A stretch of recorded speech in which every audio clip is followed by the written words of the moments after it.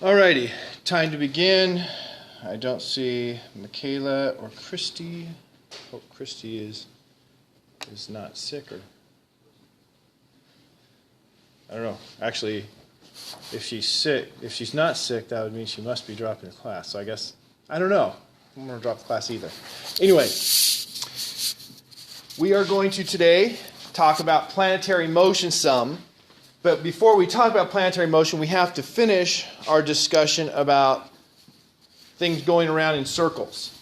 So last class period, I got my little stopper with a string on it and swung around, circled, and we talked about things like what would happen when I let go. And so summarize for me what happens when I let go of the string. Continue the path it's going, velocity. Okay, it'll continue with the velocity it has at the instant that I let go. And so if I let go at the instant when its velocity is going toward Andrew, it should continue on toward Andrew. Now gravity would make it fall, but if we just looked at the horizontal, it would continue going that way. What makes it not do that when I'm holding onto the string? Attention. There's a force that is acting at all times perpendicular to the direction it's traveling. And the force acting perpendicular to the direction of travel makes it change direction. Doesn't speed it up, doesn't slow it down, just makes it change direction. To speed it up, I actually have to have my hand do a little bit of a circle. It's not a very big circle, but that's how you speed it up, is by doing a circle with your hand, so you're pulling it some in the direction it's going. So if there is a force making it change directions, that means there's an acceleration. And that acceleration, we give a special name. That acceleration is called the centripetal acceleration, which I hope is what it says on this page. Good. The centripetal acceleration. Now, a lot of you are probably very familiar with centrifugal force. How many people are familiar with that? Really? Only a couple. Well, what would centrifugal force be? Where do you experience centrifugal force? Carnival rides. Carnival rides. When I was a child, when we would be taking a road trip, me and my sister would be like in the middle seat, and my younger brother and younger sister would be in the back seat. That was before the last one was born. And when we go around corners, I would slide over into her and squish her as hard as I could against the door. Did you guys do that on trips? Okay, good. I got at least some nods there. And why did I squish her? Well, first of all, what direction would we have to be turning for me to squish her? The opposite way. In the direction of what your seat is. The direction what? The direction where my seat is that what you said? Depending on which side of the car you're on, depending on the side. Okay, she's right. If I'm on the left side and we're turning left, that's when I can squish her. If I'm on the left and we're turning right, what happens? She squishes me, right? Turn around, turn about is fair play. Well, as we discuss these things, we tend to talk about them using the word centrifugal force. Centrifugal means a force pushing away from the center. And so it certainly felt like that when we were, certainly felt like that when we were kids going in the car. When we went around that corner, there was a force pushing to the outside of the curve. And then I would just augment that by pushing as hard as I could off of the floor. And so we called that a centrifugal force. But now we're in physics class, we're not in the back of the car as youngsters. And we learn that centrifugal force is a fictitious force. What does it mean to be fictitious? Much like Santa Claus, it doesn't exist. So all of that centrifugal force stuff I learned as a kid was wrong, which is terribly disturbing, especially when I just described how it works, right? It was pushing me out. But from a physics perspective, we can understand something else was occurring. According to Newton's first law of motion, the law of inertia, what does my body want to do naturally? I say want to, I have to put more PHYS in my body, but you know what? My body is a real object, so I am a real human, so it's just my body doesn't want to do this. It's, if it was a rock, what would the rock want to do? Go in a straight line with constant velocity. But if the car turns left and the body tries to go straight, the car is going to then push into the object that's trying to go straight. And the car is pushing you inward. You felt like the car was stationary and you were being pushed outward, but the truth is you were just trying to go straight. And the car was pushing you inward.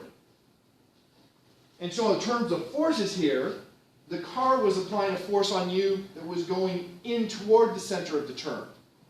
And we call that force a centripetal force. Centripetal, this word here, means toward the center. And so to make my body turn with the car had to apply a force toward the center of the turn, a centripetal force, to make me move toward whatever direction the car was turning. Now, I said the car has to supply this. Let's think about this. Let's suppose that I am sitting in the center of the back seat, not touching either of the doors, and my sister isn't going to come interfere with me. What's going to push on me to make me turn with the car? The seat. Okay, the seat. What would we specifically call the force that's going to be pushing me on the seat sideways? Friction. So there's going to be a force of friction between me and that seat. That's what is actually making me turn. But I said the centripetal force is the force toward the center. It sounds like I'm confusing things. The fact is, centripetal force really is the term for the sum of the forces toward the center. So it is not its own force. You can never point to something and say, oh, look, that's the centripetal force. You can point to something and say, that's the frictional force, and that's what is supplying the centripetal force. But it's not just the centripetal force. It's the force of friction in the case I gave that's supplying that centripetal force. Now, I only wanted that slide for the equation centripetal acceleration. The acceleration you need to go in a circle, we talked about at the very end of class on Friday, is the speed squared divided by radius. And the centripetal force, the sum of the forces toward the center, is equal to the centripetal force, which is mass times the acceleration toward the center, or the centripetal acceleration. So, do you remember when we talked about free body diagrams? Please say yes. I feel like Jeb Bush. Please clap. You guys not reading about that? He was giving a fiery speech about something, and after he ended, dead silence. He's clapping. Very sad. It'd be really, it's actually against the law for me to talk politics in class anyway, so I haven't expressed an opinion and I won't. Although, where was I going with this? The free body diagram.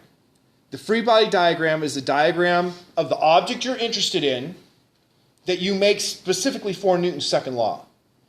And so it just shows all of the forces acting on the object you're interested in. So if we show me in the car, and me is all I care about, and we're going around a curve, so the car is doing this action, and we put the forces acting on me, and we're going to restrict it to just horizontal forces. That means the gravitational force downward, force normal upward, we're not going to write. What forces do I have acting on me in this situation?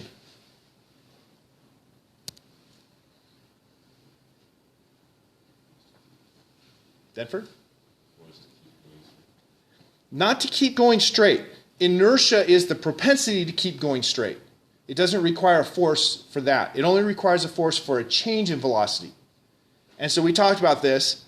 What's supplying the force for a change in velocity when I'm riding in the car? The force of friction from the seat. And if it's turning to the left, what direction is that force of friction going to be? It's going to have to be the same direction we're turning, to the left. So it's going to change my velocity in the direction of that force. And then we could take this and apply Newton's second law and say the sum of the forces toward the center of the turn is equal to the mass times acceleration toward the center of the turn. Looking at my picture, the only force toward the center of the turn is the only one that's in the horizontal direction. So the force of friction is equal to mass, and since AC is v squared over r. And so you can see how big the force of friction is going to have to be as a function of speed and how tight the car turns. Now, if the car turns really tight, that makes r a very small value. And if r is very small, what is that going to make to the force of friction necessary to keep me on that arc? You divide by a small number, you get a large number. So it'd be a big force. Well, we learned the force of friction. What kind of friction should you have when you're sitting on the seat in the car? There are two types, static and kinetic. Which one should you have when you're sitting on the seat? Static. You shouldn't be sliding on the seat. So the force of static friction had the limitation that force of static friction is less than or equal to coefficient of static friction times the force normal. And so my force friction is going to be that force of static friction until we reach its maximum value. If the right side of that equation gets larger than the maximum value for force of static friction with mu times force normal, what happens if force of static friction isn't enough? You start accelerating. You start sliding. And so that's why when we had those beautiful vinyl plastic seats in the back of the car, there was a pretty small coefficient of static friction, and we tended to slide around the corners, and then we were able to use our feet to make the effect bigger.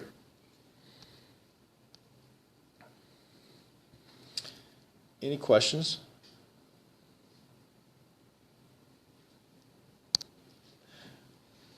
Okay, our first clicker question. What does the term centripetal mean?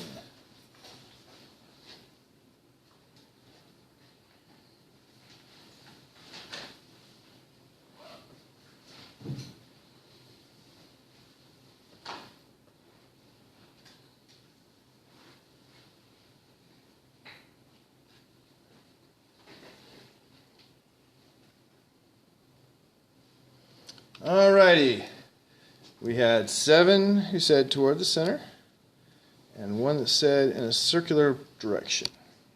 Correct answer was toward the center. I'm glad no one said away from the center. That's the one that I expected to be the most likely distractor. What is the word for away from the center? Centrifugal or centrifugal, as we usually say. Okay.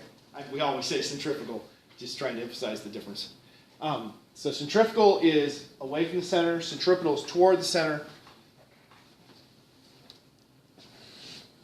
In a circular direction, I can't think of a special term for that. I just put that in there because, well, it does seem to make sense. Now back to reality. We've only been talking about what we see in the horizontal plane. When I go around the circle here, see, I'll go slow. You should see that the stopper is dipped quite a bit down. It's not going straight out. It's not horizontal. If I speed up, what happens? It goes closer and closer to horizontal. If I speed up faster and faster, it gets closer. But the fact is, it's never going to be horizontal. And the reason is real simple. What direction is the force that the string applies to the stopper? It's always in the direction the string is leaving. So it depends on the angle how much is up. That's why I didn't explain that. But it's in the direction the string is leaving. If the string was perfectly horizontal, how much vertical force would that tension be supplying? If it's perfectly horizontal, how much up do I have? 0.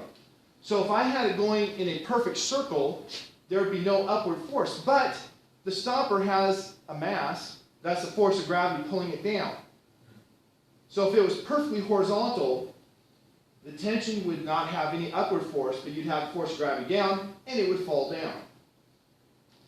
And so to reach a stable swinging around, you have to have the upward component of the force of tension equal to the downward force of gravity, and the horizontal component is going to supply the centripetal force. So you look at this picture here and you see it's broken up into different components, different pieces of the tension. You have the total tension that's parallel to the string, and then you have the horizontal force that's going to make it go in a circle, changing directions, the vertical that has to counter gravity. And so you can actually take this and say, for my directions, I'm using Y and C. C for center, Y for up. And I could have the sum of the forces in the Y direction is equal to this force of tension in the vertical direction, so they put TV for their symbol, minus the force of gravity, they use W. And according to Newton's second law, that's always equal to mass times acceleration. Well, if it's staying in a perfect horizontal circle, what is its upward velocity? It's moving horizontal. What's its vertical velocity?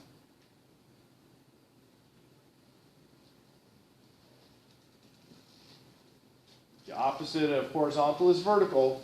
So if it's all horizontal, it's none vertical. So it has zero velocity in the upward direction. Now this equation didn't say mass times velocity. It said mass times acceleration. So the real question I have to ask is, how much is that velocity changing in the vertical direction? It's not. And so the acceleration in the y direction is zero because the velocity is not changing in the vertical direction. The acceleration in the vertical direction is zero. And so that gives us, as a quick result, the vertical component of tension is equal to the weight, which is mg. Now for the horizontal direction, and for horizontal I'm specifically doing toward the center. The only thing toward the center is tension horizontal, and that has to be equal to mass times acceleration toward the center, which is mv squared over r. And so that gives me, once again, a very quick result. The tension horizontal is mv squared over r. And then if I want to find the total tension, I just use the Pythagorean theorem. The total tension would be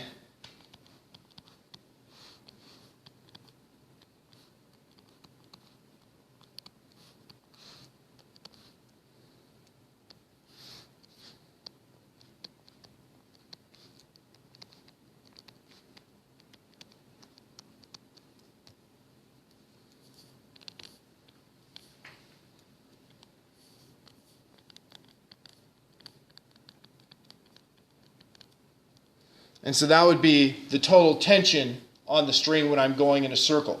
Notice the total tension is not equal to the centripetal force. It was only the horizontal component of the tension that was supplying the centripetal force.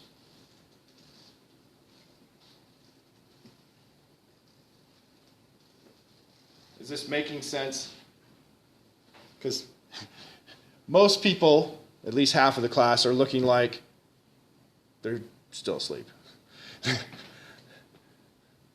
I don't want you to say, I don't know, he talked about something.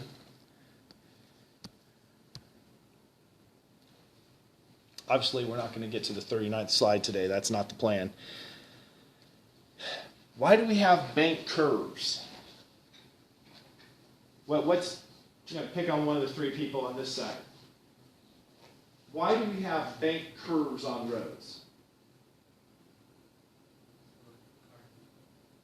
So a car can what? Doesn't go ourselves.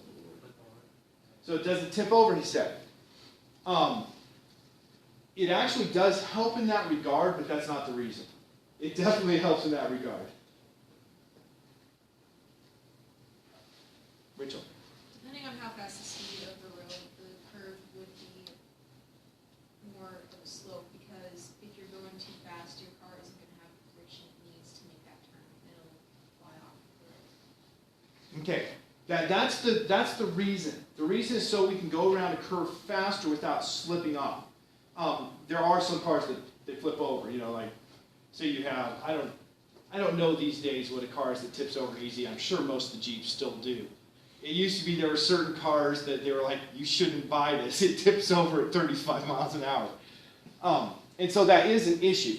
But for a lot of cars, you know, say you have a car that's a performance car, and my son could explain all of this and I can't, but their suspension is designed to really make it hard for them to tip over. But of course they can slide off of the curve still. And so the goal of the banking is to make it so you can go around the curve faster without sliding off. And so to think about why we have a banked curve, we look at here a car going around a corner that's not banked. And you have to have the force of friction, notice from both tires, supplying the force necessary to make it turn, the centripetal force necessary for that turn. And when you get to where the centripetal force necessary is bigger than the force you can get from the friction on those tires, well, then the car starts sliding. And that's bad news. But if we put a banked curve, a few things change. When you go around the banked curve, first of all, what direction is the force of friction now going to be? It's going to be parallel to the slope, always. So you're going to have the force of friction is now going this way. And you might say, wait a minute, I needed a force toward the center, and now this is partially pointing down. I'm throwing away some of my force of friction. And that's true. But your force normal, the normal force is always coming directly out of the surface. In most cases, for this tabletop, directly out of the surface was up. For this covered door, directly out of the surface was horizontal. Well, in this case, directly out of the surface is at a slant. And so the normal force, the one that they've shown here, can be broken up into a vertical component, the normal force vertical, and a horizontal component. That vertical part is going to have to be enough to keep the car from sinking down against gravity. The horizontal part is going to supply some centripetal force because it's toward the center. And so if you have that curve banked, you have the normal force is helping to keep you in the turn. It's helping to make you go in a corner, in a turn. And so we're not going to go through the math of this because that's something for the other physics class. But the banking, the steeper it is banked, the faster you can go around that corner and not slide. Of course, if it's banked too much, what happens if you go too slow? You slide down. So the banking's not foolproof. You can't make it, can't make it so it's almost vertical so you can go 200 miles an hour because, of course, you can't go 5 miles an hour on that. You can't get started. But that's the point of banking of curves, because the normal force is then supplying some of your centripetal force, so friction doesn't have to supply as much. And if everybody was always going 60 miles an hour on the freeway, you could basically make all of the turns banked, so even on ice and snow, you'll just follow the path. Where do we see this? Bobsleds, right? Those bobsleds have very minimal steering. And basically, they should just follow the track, and you, of course, have variable banking, so depending on your speed, you go up and down, and they'll never slide off the track. But just as a safety reminder, if you guys see the news about what happened up in Canada this weekend, I am sure ethanol had to have been involved. 8, 17-year-old dudes jumped the fence into the Canadian skate park, the place where, or not skate park, slide park, the place where people train for bobsled and luge. And they had their own, I don't know, toboggan or something, it didn't say, and they went down the bobsled track. But here's the thing. The bobsled track and the luge track are the same track, and there's a place where they come, well, they start separate and then they come together. And there's a gate that goes one way or the other way. And they were going down the side with the gate closed. And so there were a pair of twins who were killed, and then 3 more that are in not life-threatening but serious condition, and 3 more that had minimal. It's very sad, right? So just don't do silly things like that. And like I said, I'm pretty certain ethanol had to have been involved, because without ethanol, you usually check to make sure the track is clear all the way to the bottom. What was that? I don't know, a bunch of teenage boys. Yeah, it's true. Teenage boys are not known for their common sense. And yet some of us make it through. So, Ferris wheels. This is our, I think, last straight centripetal force before we start talking about planetary motion. Well, we have a clear question about this too. What forces are involved when you're riding a Ferris wheel? We've all ridden a Ferris wheel, right? Really? Okay. I personally am petrified on riding Ferris wheels. Much like the seats to our station wagon, they always seem to have really slick seats. And they don't have a nice footrest here. It's like riding a ski lift, but you're farther up and you have less friction. And I always feel like I'm going to fall down. Now, actually, some ski lifts these days will hold your skis up. Takes away all of the scare factor. But it's always scary to me going there, because when you're like at this part here, what direction are you accelerating? Well, oh, wait a minute. It's not downward, but I did not look at the direction this was. Well, no, that's still good. It's still this position. You're not accelerating downward. It's rotating at constant speed. So the speed is constant, but your direction is changing. And what direction is your direction changing at this point? You're going from downward to backward. And so the acceleration is like that. That's the acceleration of the seat. But Newton's first law says that I want to stay at a constant velocity. So I want to just keep cruising outward.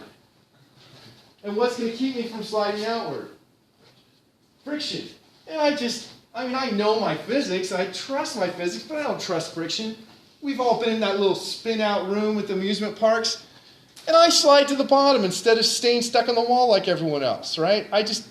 There's something anti-friction about me. I don't know. And so I get really concerned. Okay. Forces, right? I mean, this is the physics stuff. It's not like I'm talking about some crazy tangent that's unrelated, unlike the luge, yeah. So what forces are acting on you? There are 2 forces shown in this picture. Those are the 2 they want you to think about. It's that frictional one that I think about. You have your force of gravity, your weight is pushing down. You have the force normal from the seat pushing up. And then, of course, like I said, you're going to have that force of friction to keep you from sliding out of the seat. At this point, your acceleration was pointing backward. What direction is your acceleration at the top?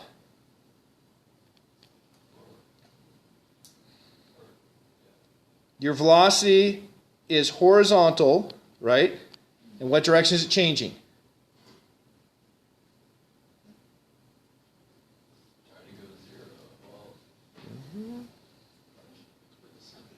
It's toward the center. It's accelerating downward at the top.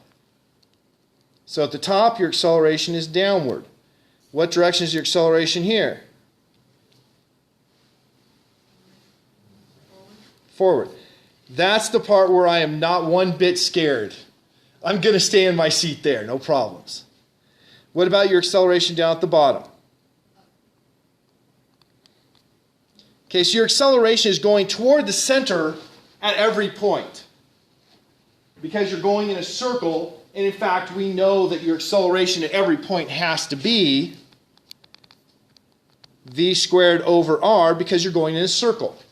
If you're going in a circle, you know the acceleration is v squared over r.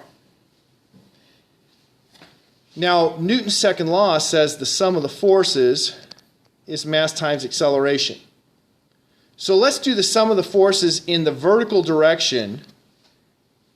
Sum of the force in the vertical direction is mass times acceleration in the vertical direction. What can you tell me about the vertical acceleration at this point?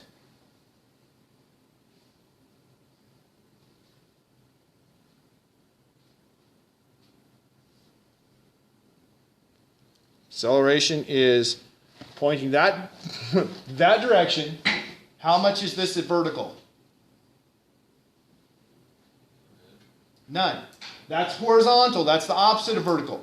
So at that point, the acceleration in the vertical direction is 0. So at this point here, the sum of the forces in the y direction is 0. How does the force normal compare to your weight?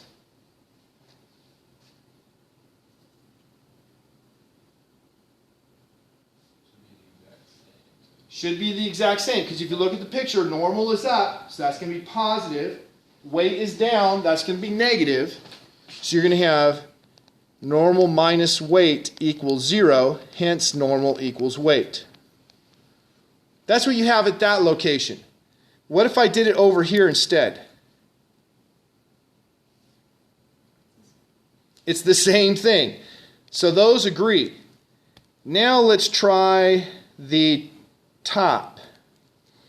At the top here, notice the acceleration in the y direction is, acceleration is down. Is that positive y, negative y, or 0? Negative. So I have here my acceleration in the y direction is equal to minus a, or minus v squared over r. So I must have normal minus weight equals minus m v squared over r, which means the normal is equal to my weight minus mv squared over r. If I am sitting on a scale, the scale measures the normal force. What is the scale going to tell me when I'm at the top of the Ferris wheel? That I'm lighter. Woohoo! I'm going to live my life at the top of the Ferris wheel. What's the scale going to tell me when I'm at the bottom of the Ferris wheel? I'm heavier. Why? Because I now need an upward acceleration to stay in my circle. And since it's an upward acceleration, it's going to just change the sign there. Now, this relates to the roller coasters that I assume we all love, where you go around, you go wee in a loop, right? Now, back in my day, virtually all roller coasters where you turned upside down, you were in a loop with your feet at the top, going around like this. I'll draw a picture. My hand waving simply won't show up if you watch this on YouTube anyway. Most of the loops you did in a roller coaster were like this, where you're on the inside. So the train goes like this, and then it cruises up, and at some point the train's like this, and at some point the train's like this, and at some point it's like this.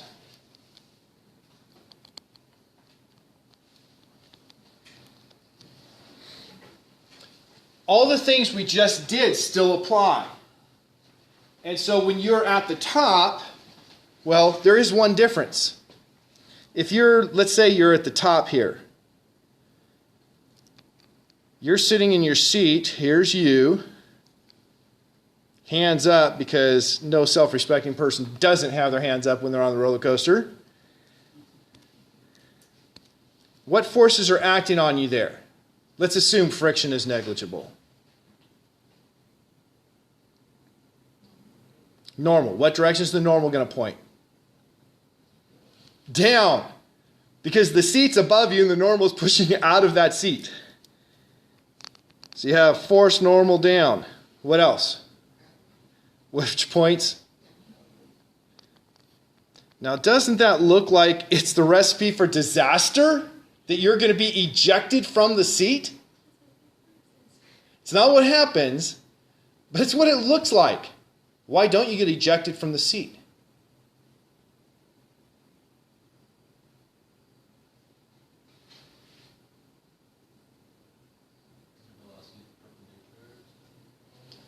Okay, your velocity is horizontal, and the train is going in a circle. So you have to have a downward force to make you change directions to stay in that circle. And if the downward force is big enough, then you can still stay in the seat. And so we look at this and we can say the sum of the forces toward the center is equal to mass times v squared over r. Looking at my picture, both force normal and force gravity are pointing toward the center. And so that means I have force normal plus force gravity equals mv squared over r. Solve that for force normal.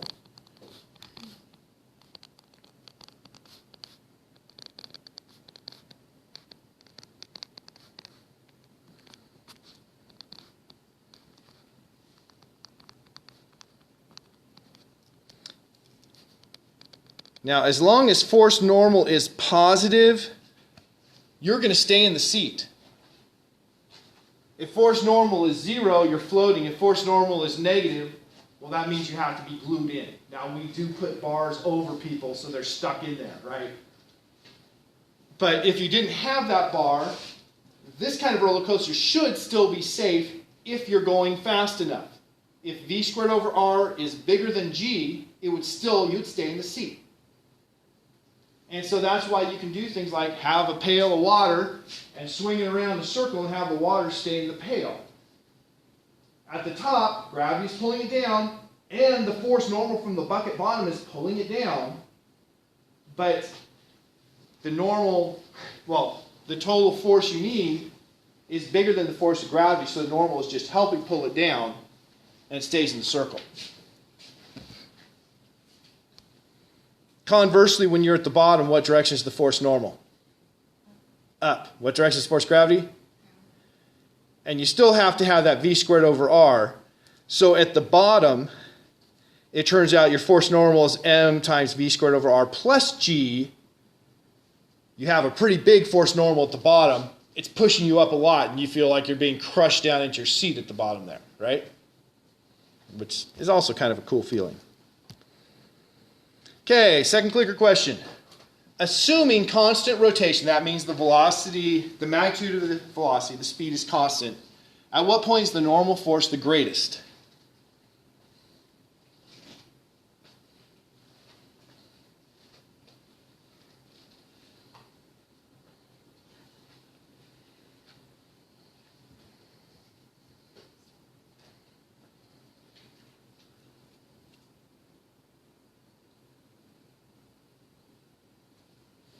All right, everybody's answered.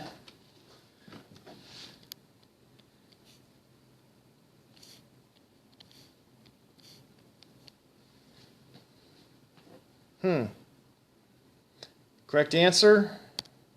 Well, we did just say, where do you feel like you're being crushed? At the bottom. Because the acceleration is upward, and the force of gravity is downward. So the normal force has to not only counter the force of gravity, but also supply the upward acceleration. So that's why it's the largest there. Okay, we're going to change topics a little and talk about planets. What shape do planetary orbits follow?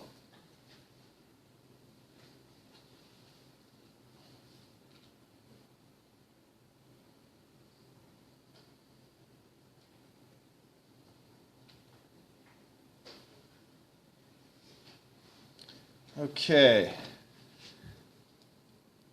2, 5, 1, 0.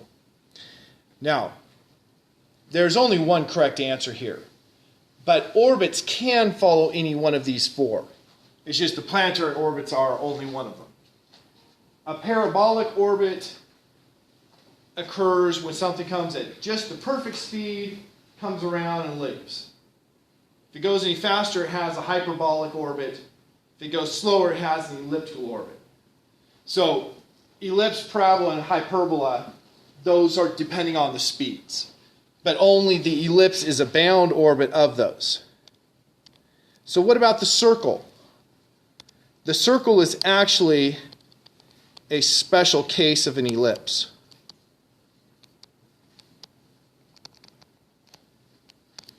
Now, how many people feel comfortable with what an ellipse is? 1. Let's make that more than 1. Try to get to 8.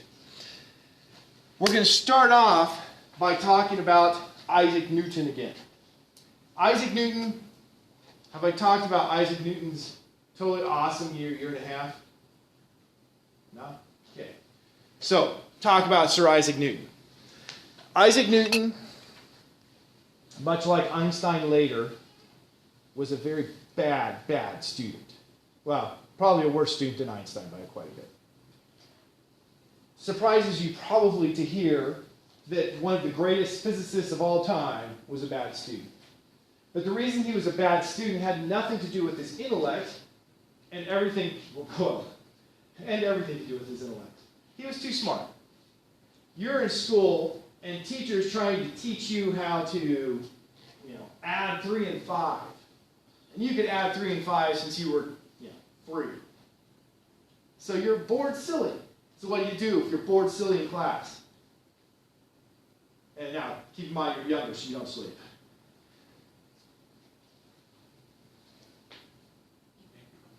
You make trouble, yeah. In his case, he did things like make little inventions to impress the girls, which I think is pretty awesome, personally. And so he was goofing off in class, and the teachers did not like that. And so when he finished the compulsory education, which I think was through like 6th grade, they said, okay, clearly school is not this guy's area. So let's get him a job, because you only have 2 things in life. You're working or you're learning. Back then they didn't have the strong social services we have today where you can be not working or learning. And so they got him a job as a shepherd. And of course a shepherd has really one important thing they're supposed to do. Yeah, watch the sheep. But that was boring. So Newton continued with his making little inventions. And so sheep wander off. They're like, okay, this man cannot be a shepherd. He fails. He's clearly smart. We've got to figure out a way to make school work for him. So he got sponsorship, went back to school. He's going through college, just making his way through, going to class sometimes, learning things sometimes. And then gets to his senior year, and he's like, oh, crap. If I don't start paying attention, they're going to make me get a job again, and that sucked. So his senior year, he actually did do some good work, enough to impress one of the faculty members, and he was hired as a house scientist, which basically today would be like a graduate student. So he did things like teach classes and set up the classes for the teacher and do the labs, that kind of stuff. And so he's working there at the school, and then the greatest thing that ever happened to Isaac Newton occurred. What do we call this great miraculous thing? The Black Plague. People started getting sick and dying. Right, you've all seen Bring Out Your Dead. Well, we don't want all of our young, bright minds to die, and so let's get them away from each other so if it's contagious, they don't kill each other because they're hanging out together. And so school was canceled for like 2 years, something like that. And so if you're a teacher and school's canceled for 2 years, what do? Now, I'm a teacher, so I can answer this. I go to my sister's house in Huntington Beach, and I mooch, right? Go to the beach, hang out at Ruby's, whatever. But Newton, he really was a nerd, right? He loved his science. So he was all, sweet Mother Mary, I can just do physics, nothing else. None of these pesky students to get in my way. I just have physics. So he went to his grandmother's house. Now, he was raised by his grandmother because his father died somewhere around childbirth time. His mother remarried when he was about 2, but the new husband said, I married the dame, I didn't marry the kid, he can't live with me. And so he was raised by his grandmother instead. So he went to his grandmother's house, and that's where he sat down and did virtually all of his great physics work. Basically 2 years, did everything. He came up with those 3 laws of motion we've been talking about. Came up with this one here that we're going to start talking about, the law of universal gravitation. Then he started trying to talk about now how do the planets move. And he's all, wow, crud, there is no math that can be used to explain how the planets move. But does that stop a great physicist? No. I'll just invent a new kind of math. We'll call it calculus. And so he invented calculus so he could solve his problems. Now, funny story, if you look at who invented calculus, you'll see that there is controversy. Was it Newton or was it, I think it's Leibniz or something like that. And to me, it's really clear. Newton wrote, through this new math of fluxions that I developed, I can solve these problems. And then the French dude comes over and says, hey, can you explain that to me? And so he explains it to him. The French dude goes back and he publishes a paper on calculus. And so the French guy was the first one to publish a paper on calculus. But he was taught calculus by Newton. So doesn't it seem that Newton should be the one who invented it? Scientists still invent things since the beginning. There are a lot of cases like this, actually.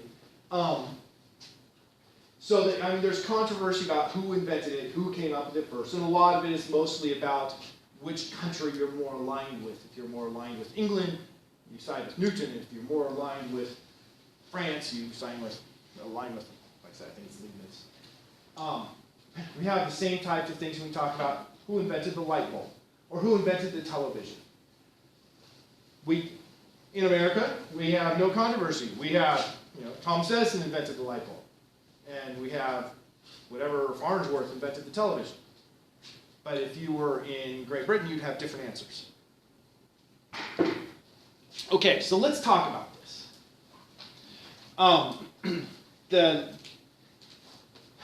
What Newton came up with, you probably heard about Newton's apple. The story, and much like dropping the balls off the Leaning Tower of Pisa, it's much more likely to be an explanatory story than a real story that happened. But the story is, Newton was looking at gravity, saying, why does a ball fall? And he's sitting here trying to think about it, and he's under the apple tree, and all of a sudden an apple falls from the tree and hits him on the head. And that's his aha moment. Now, the thought before that time was a very simplistic idea that you and I generally would agree with. I cannot put a force on Tyler, because his position, he's always the one who gets this. I cannot put a force on Tyler unless I touch it, right? I go like this all day long. Not going to hurt him, right? I have to actually make contact to put a force on him. Made a lot of sense. People just assume forces have to be contact. But Newton thought, that apple, after it left the tree, nothing was touching it, but it fell and it sped up. So what made it speed up? It has to be a force making it speed up according to the second law that he had just derived, or invented, whatever. And so there had to be a force acting even though it wasn't being touched.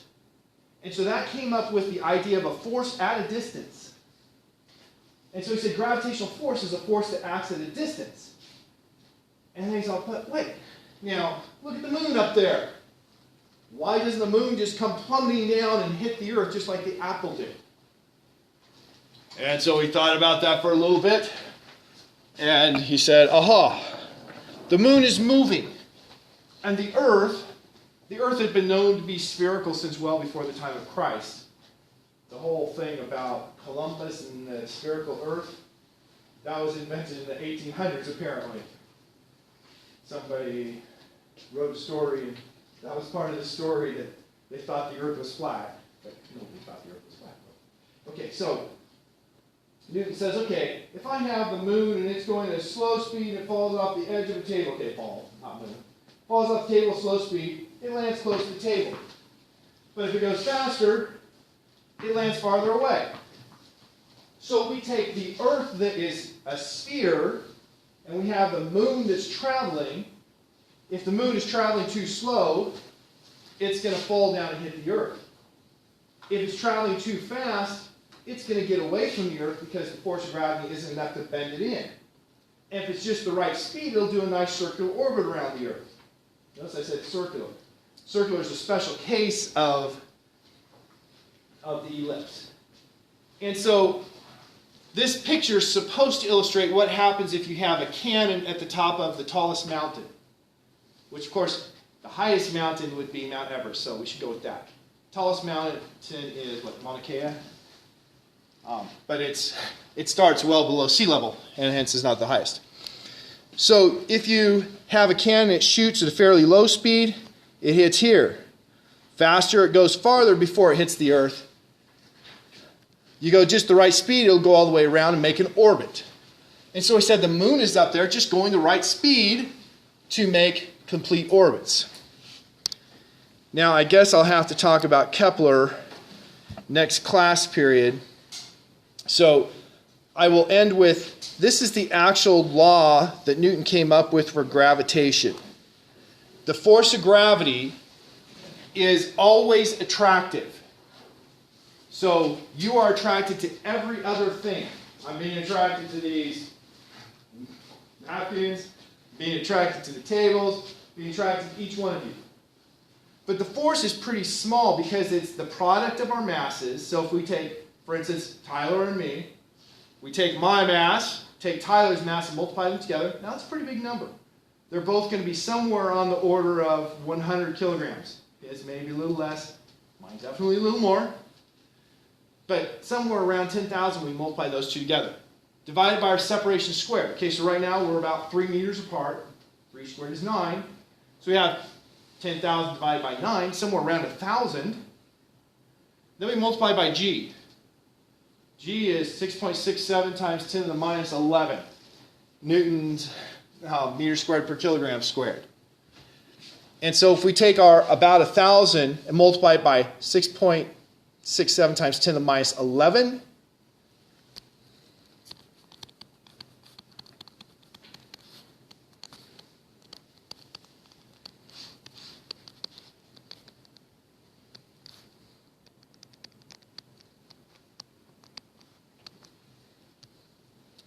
we have about 6.7 times 10 to the minus 8 newtons.